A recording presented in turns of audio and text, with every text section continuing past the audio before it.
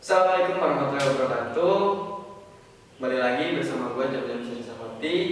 Dan kali ini gue akan membahas tentang komunikasi lintas budaya. Bagi kalian mungkin sebagian banyak yang ada yang belum tahu tentang komunikasi lintas budaya. Apa sih komunikasi lintas budaya itu? Nah, jadi komunikasi lintas budaya itu adalah sebuah proses komunikasi yang dimana komunikasi tersebut berbeda antar budayanya, gitu kan. Nah, terus apa sih yang mau gue bahas kali ini? Jadi sebelumnya gue udah melakukan survei kepada 100 orang lebih. Dan apa sih isi yang terdapat di survei tersebut, gitu. Jadi gue penasaran dengan yang berkaitan dengan komunikasi lintas budaya itu. Dan gue sudah melakukan beberapa pilihan dari mulai profesi, budaya, dan kesenangannya. Jadi gue ambil beberapa profesi atau minat yang sesuai dengan komunikasi, yaitu dari mulai social media branding, copywriting, event management, dan masih banyak yang lainnya. Dan kali ini gue akan membahas satu profesi atau minat saja, yaitu social media branding, yang dimana terdapat di dalamnya itu ada YouTuber, selebgram, seleb TikTok, dan masih banyak yang lainnya. Nah, untuk budayanya, gue udah melakukan survei kepada 3 budaya, yaitu budaya Jawa, budaya Sunda, dan budaya Melayu. Terus gue udah memberikan pertanyaan terhadap yang memilih profesi tersebut, yaitu ada yang kesenangan berkaitan dengan kebutuhan, terus kesenangan yang berkaitan dengan harapan, terus ada juga kesenangan yang berkaitan dengan keinginan. Nah, jadi seorang YouTuber itu mempunyai suatu kesenangan yang berkaitan dengan hal-hal tadi tersebut, gitu kan. Yang pertama yaitu kesenangan yang berkaitan dengan kebutuhan. Nah, seorang YouTuber mempunyai kesenangan yang berkaitan dengan hubungan, yaitu ada semangat dalam menjalani suatu pekerjaan. Tentunya dalam melakukan pekerjaan atau proyek, seorang YouTuber harus mempunyai daya semangat yang tinggi. Agar kenapa?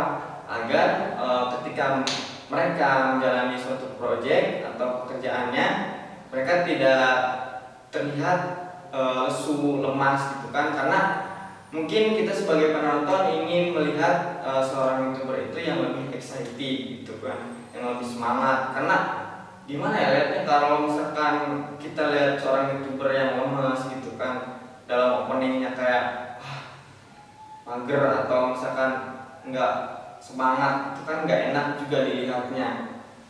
Nah, untuk itu seorang YouTuber harus mempunyai daya semangat yang tinggi, gitu. Selain itu ada juga konsisten dalam melakukan suatu proyek. Nah, maksudnya gimana? Jadi ketika kita mempunyai satu proyek, misalkan dalam bidang musik, mereka itu harus tetap konsisten dalam bidang tersebut. Jangan misalkan passion atau nice kalian di bidang musik, tapi kalian malah menggarapnya di bidang yang lain, gitu kan.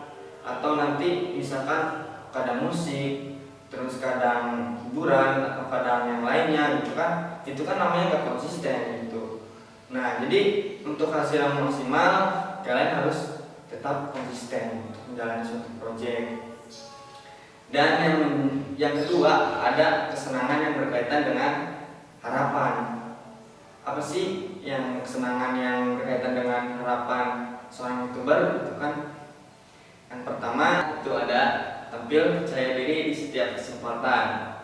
Nah, ini menjadi poin penting bagi seorang YouTuber, gitu. Karena apa?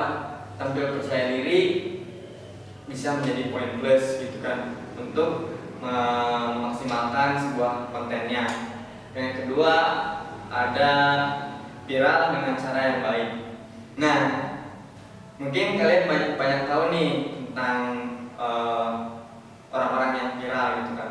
Kadang belakangan ini banyak sekali orang yang viral itu jalannya ya kurang baik gitu, atau viralnya yang kurang baik gitu kan, karena cuma cari sensasi doang gitu, bukan karena karya. Nah, jadi menurut survei ini gitu kan, viral itu harus dengan cara yang baik. Sedangkan yang ketiga itu ada kesenangan yang berkaitan dengan keinginan.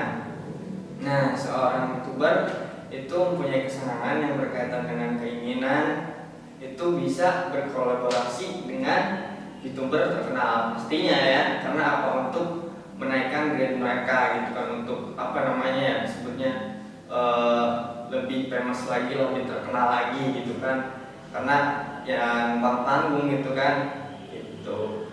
Dan yang kedua ada membuat karya yang dapat memotivasi atau menginspirasi banyak orang. Ya tentunya itu sebuah keinginan para YouTuber gitu kan, karena sebuah karya, ketika kita membuat karya tapi tidak bisa memotivasi atau menginspirasi banyak orang, itu kayak apa ya, kayak cuma sia-sia gitu. Karena tujuan kita untuk menginfluence orang itu ya karena ingin bisa menginspirasi dan motivasi banyak orang. Nah, jadi itu guys, pembahasan yang kali ini gue bahas ini mungkin bisa jadi apa ya, pengetahuan terus ilmu yang mungkin nanti ketika kalian minat dalam bidang tersebut, kalian sudah tahu nih gitu kan, karena saya sudah melakukan survei dari banyak orang gitu. Nah, mungkin itu saja yang saya akan bahas, kurang lebihnya saya mohon maaf. Assalamualaikum warahmatullahi wabarakatuh. Terima kasih.